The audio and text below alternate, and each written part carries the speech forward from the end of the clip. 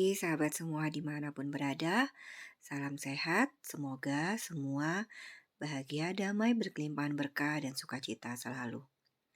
Kali ini saya mau membahas tentang satu topik yang berjudul dipertemukan untuk saling menyembuhkan.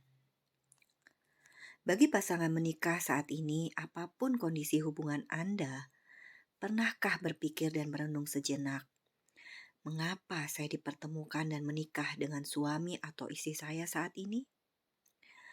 Apa kebetulan atau Tuhan sedang iseng? Tentu saja tidak, sahabat. Pengalaman membersamai banyak pasangan menikah yang terlibat konflik dan datang ke ruang praktek, hampir semua menunjukkan hal tersebut. Banyak pelajaran yang bisa dipetik dari sesi demi sesi. Sebut saja kisah Ani dan Budi. Budi menceritakan ia benci sekali sama Ani. Setiap kali Ani bicara, dia sampai pengen cabut pita suara Ani ini supaya dia diam saja. Segala apapun yang dilakukan Ani tampak salah di mata Budi. Bahkan menurut Ani, ia nafas saja sudah salah di mata Budi, apalagi bicara dan melakukan apapun. Belum lagi kekerasan verbal yang Ani terima. Wanita gak berguna, menyebalkan, aku benci sama kamu, setiap hari Ani terima dari Budi. Budi hanya mendatangi Ani hanya saat ia membutuhkan sesuatu, minta dilayani atau butuh hubungan seks. Semua kekesalan Budi terhadap Ani ini dilampiaskan ke anak mereka satu-satunya, sebut saja Cici. Setiap kali Budi ini melempar anak ini, menyeretnya keluar ruangan, selalu alasannya karena terpicu amarahnya sama Ani, bukan semata-mata karena Cici yang nakal. Rumah pun berubah seperti neraka. Semua orang ketakutan di dalamnya, tidak hanya buat Ani, Cici, dan penghuni rumah yang lain, tante, oma, dan lain-lain. Bahkan Budi pun takut sama dirinya sendiri, takut tidak bisa mengendalikan kemarahannya pada Cici ini. Setelah dilakukan pendalaman masalah, muncullah fakta-fakta bahwa Budi kecil tumbuh dalam lingkungan yang broken home. Mama papanya tidak damai, bahkan mamanya mengakui bahwa anak kedua atau adiknya Budi adalah bukan anak papa tapi hasil dari perselingkuhan mamanya ini. Dan Budi kecil selalu menjadi bulan-bulanan kemarahan dari mama papanya. Dipukuli dan dihajar bahkan tanpa alasan dari papa dan mama. Terutama yang paling keras dari mamanya. Pernah suatu momen ia dimasukkan ke dalam gorden dan dipukuli habis-habisan oleh mamanya yang menggila. Budi kecil hanya bisa diam dan menangis. Dibesarkan dalam keluarga seperti ini, tentu saja dalam masa pertumbuhannya dulu, Budi pun bermasalah secara emosi. Dari narkoba, minum, perempuan, semua kenakalan remaja dia pernah lakukan. Termasuk menghamili pacarnya sebelum menikah, sampai punya anak dinikahi sebentar lalu diceraikan. Dan Budi pun pernah mengalami depresi, sulit tidur, dan emosi meledak-ledak. Beberapa kali melakukan percobaan bunuh diri, sampai pernah gantung diri di kamarnya. Karena begitu desperate-nya Budi dengan semua permasalahan hidupnya dan kecewa sama dirinya sendiri dan orang tuanya, sampai sesaat sebelum terapi ia mengkonsumsi obat-obatan psikiatri dari psikiater bertahun-tahun. Setelah dilakukan terapi psikologi klinis ke bawah sadar untuk mencari akar masalah, ternyata semua yang Budi lakukan ini akarnya adalah karena benci sama mamanya. Muak dengan segala sikap dan tingkah laku mamanya dulu yang dinilai toksik banget. Dari hidup seenaknya sendiri, beberapa kali selingkuh terang-terangan, temperamen, tidak peduli sama anak, sama suami, melakukan kekerasan ke Budi, dan lain-lain. Dan yang membuat Budi lebih marah adalah melihat sikap papa yang cenderung lemah dan membiarkan semua sikap mamanya ini. Bahkan ketika ia dihajar sama mamanya, papanya diam. Dan besoknya papa pun ikut menghajar Budi. Jadi kemarahan Budi terhadap mama ini level 9. Dipertemukan dengan Ani yang sebenarnya sangat baik dan lembut, jauh berbeda dengan karakter mama. Yang mirip hanyalah tampilan fisik Ani dengan mamanya. Tapi Budi di pikiran bawah sadarnya yang benci sekali ke mama dan menyimpan semua kemarahan-kemarahan dari masa lalu, sejak masa kecil, Dilampiaskan semua kemarahan-kemarahannya terhadap mama ini ke Ani yang tentu saja tidak paham akan kondisi ini. Ani hanya bisa menangis dan bertahan dengan semua perlakuan buruk Budi terhadapnya.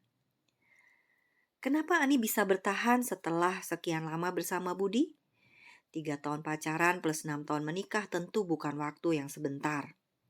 Hal ini ternyata memiliki cerita tersendiri. Ani kecil dulu sangat disayang papanya, tapi ternyata dulu saat SMP, Ani mengetahui papanya berselingkuh. Ani kecil pun menjadi detektif bagi papanya. Dia mengetahui semua kenakalan papanya ini dan benar-benar menutup rapat semua fakta-fakta yang ia ketahui hanya untuk dirinya sendiri. Tidak hanya itu, Ani juga selalu bersikap bijaksana dan menjaga agar mamanya tidak tahu apa yang dilakukan papa ini. Dan selalu berusaha berbuat buat semua baik-baik saja di keluarga ini.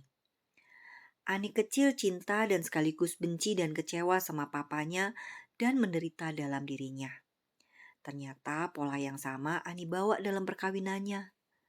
Cinta dan benci pada papanya persis sama hadir dalam emosi-emosinya terhadap Budi.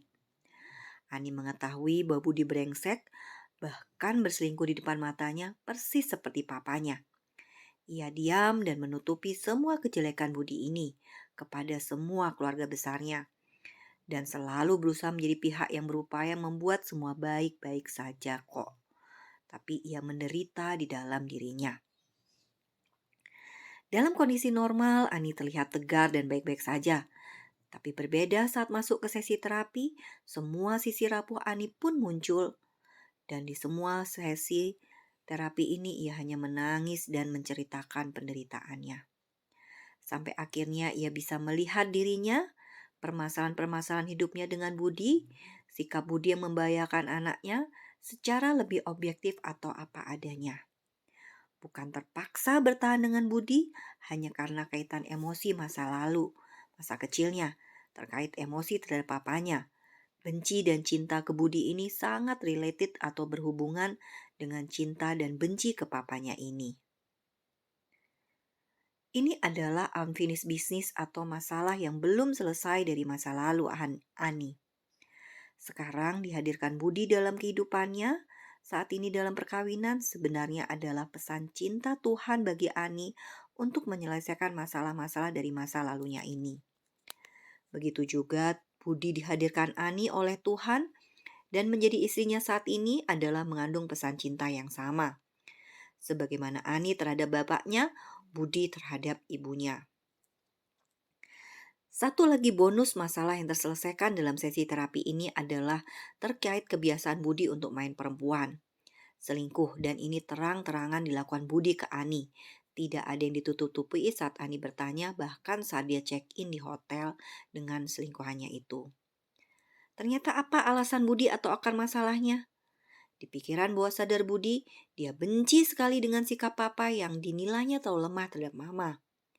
Jadi mama yang demen selingkuh dulu, sekarang ia lakukan. Karena ia tidak ingin menjadi seperti mama. Kenapa ia yang salah justru sikapnya keras ke istri? Saya nggak mau menjadi papa yang lemah. Saya sekarang harus bersikap keras, menekan kalau perlu mencekik istri supaya tidak macam-macam seperti mama saya dulu. Begitulah sahabat, di akhir sesi keduanya pun berpelukan. Menyadari sepenuhnya bahwa mereka sekarang dipertemukan dalam sebuah perkawinan untuk saling menyembuhkan dari luka-luka masa lalu atau masa kecil mereka. Akibat perlakuan salah yang mereka terima dari kedua orang tua mereka masing-masing. Kalaupun akhirnya mereka memutuskan tetap bersama atau berpisah dengan kejadian ini, pilihan itu sepenuhnya berada di tangan mereka. Tapi pengambilan keputusan tetap bersama atau menikah bukan lagi didasarkan pada kondisi-kondisi yang sifatnya emosional atau subjektif semata, tapi berdasarkan kondisi-kondisi objektif senyatanya. Misal, bila dirasa perkawinan atau hubungan mereka ini menjadi toksik atau membahayakan bagi anak misalnya, karena ternyata masih ada PR. Budi ini masih memiliki sisi gelap yang lain yaitu sadisme. Masa kecilnya dulu suka sekali membunuh anjing, kucing, ayam. Suka lihat darah dan orang yang berlumuran darah. Bahkan pernah mengungkapkan ia ingin makan daging manusia. dan terbukti bahwa ia beberapa kali melakukan kekerasan terhadap anak dan dengan tenang melanjutkan aktivitasnya seakan-akan tidak baru saja melakukan sesuatu yang membahayakan ke anak ini. Alasannya terpicu oleh sikap istrinya yang dipandang notabene seperti mamanya. Ini PR selanjutnya yang harus dibereskan, sahabat, karena jalur emosinya berbeda dengan emosi terhadap mama, papa, dan istri ini. Emosi-emosi di pikiran bawah sadar ini mencapai 99% sahabat. Ada yang disadari dan lebih banyak lagi tidak disadari. Satu kali terapi mungkin tidak cukup untuk membereskan masalah atau emosi di pikiran bawah sadar kita ini, sahabat, karena memang banyak sekali. Sehingga dibuatkanlah program Holistic Health Coaching online selama 1 bulan ini untuk membereskan masalah-masalah emosi dengan melalui diri kita sendiri. Supaya tidak menjadi masalah yang berlarut-larut dan mempengaruhi hubungan kita dengan pasangan anak. Tidak adil kan buat mereka. Salam sayang selalu dari saya, Sinta.